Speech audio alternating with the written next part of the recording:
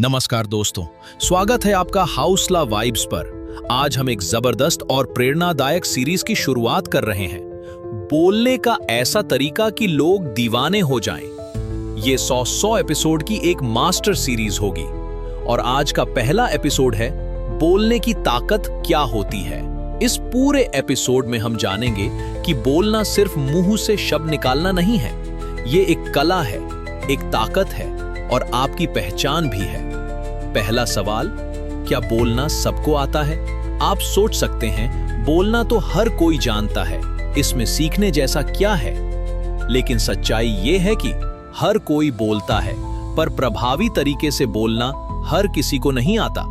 हर कोई बातें करता है, लेकिन यादगार बातचीत हर किसी की नहीं होती। हर किसी की आवाज होती है, पर आवाज में असर सबकी नहीं होती। तो आज हम यही समझेंगे वो क्या बातें हैं जो एक आम बोलने वाले इंसान को एक कम्युनिकेशन मास्टर बना देती हैं। बोलना केवल शब्दों का खेल नहीं है, ये एक एहसास है। जब कोई बच्चा पहली बार माँ कहता है तो उस एक शब्द में भावनाओं का सागर छिपा होता है। जब कोई सैनिक भारत माता की जय कहता है तो उसमें गर्व, साहस और त्याग की भावना होती है।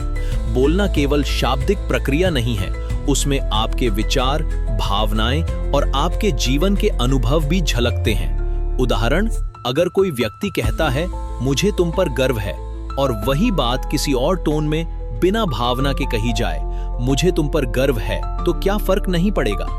यही है आवाज, टोन और भावना का मेल जो एक सामान्य बात को दिल तक पहुंचाने वाली बात बना देती है।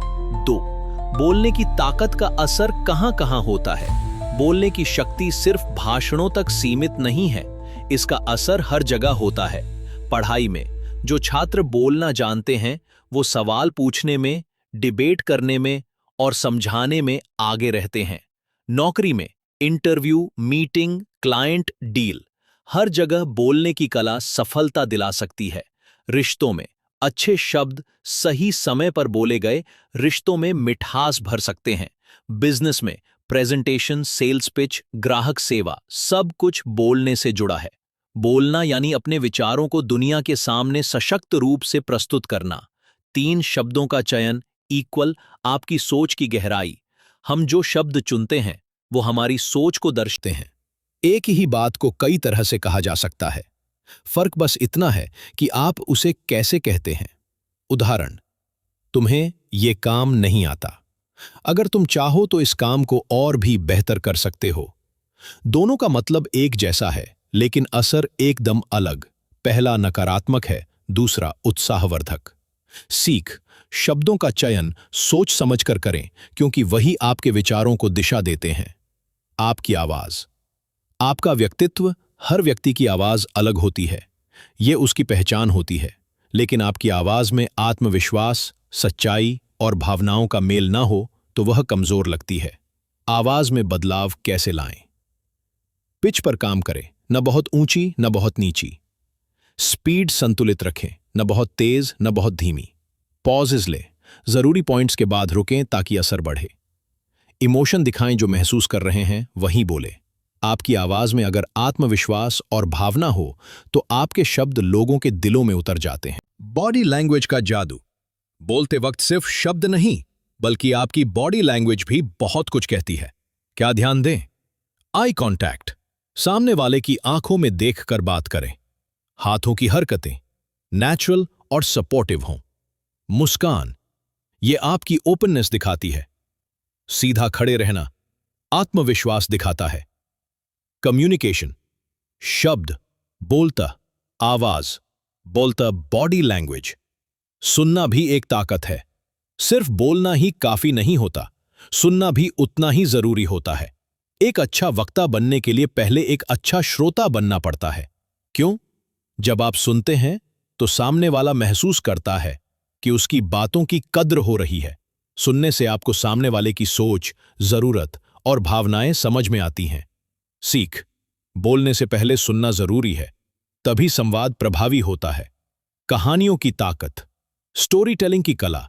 आपने देखा होगा कि बड़े बड़े नेता, शिक्षक या प्रेरक वक्ता जब भी बोलते हैं वे अक्सर कोई कहानी सुनाते हैं। क्यों? क्योंकि कहानियां दिल से जुड़ती हैं। कहानियां इंसान को इंसान से जोड़ती हैं। एक छोटी कहानी।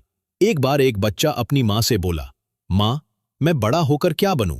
माँ ने मुस्कुराते हुए कहा, जो भी बनो, लेकिन इंसानियत मत छोड़ना।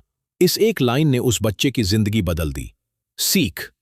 अगर आप अपनी बात को एक कहानी के जरिए कहें तो वो याद रह जाती है। चुप्पी भी बोलती है।